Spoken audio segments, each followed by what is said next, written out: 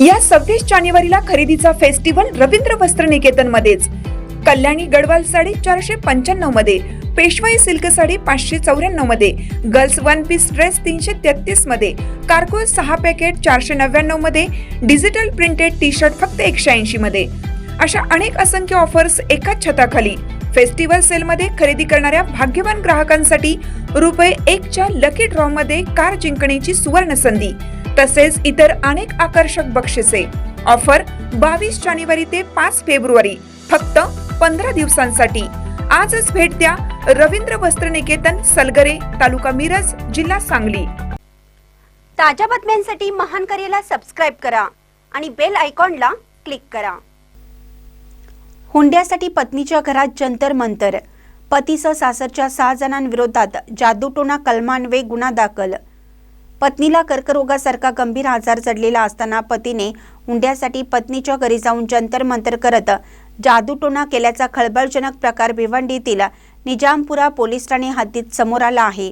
या प्रकरणी पीडित 36 वर्षीय पत्नीच्या तक्रारीवरून पतीसह सासू, सासरा आणि 3 नणंद अशा 6 जणांच्या विरोधात जादूटोणा कलमान्वये गुन्हा दाखल करण्यात आला आहे।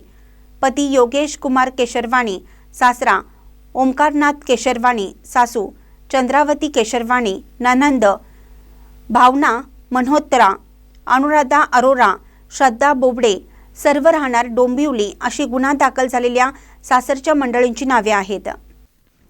पीडित 36 वर्षीय पत्नी भिवंडीत राहत असून रुग्णालयात कर्करोगाशी 4थ्या टप्प्यात झुंज देत असतानाच पतीसह सासरच्यांनी सन 2015 पासून पीडितेच्या हुंड्यासाठी छळ केला असून तेव्हापासून प्रत्येक अमावस्येला पीडितेला अपशकुनी असल्याचं गृहीत धरून पीडिता सासरी नांदत असताना घरात काळ्या जादूची पूजा मांडून पत्नीला शारीरिक मानसिक त्रास दिला जात आहे। त्यातच सप्टेंबर 2025 मध्ये पीडितेला कर्करोग झाल्याचे समजल्यावर आरोपी पतीने पत्नीला 7 डिसेंबर रोजी मुलासह घरातून हाकलून दिल्याचे पीडितेने सांगितलं आहे।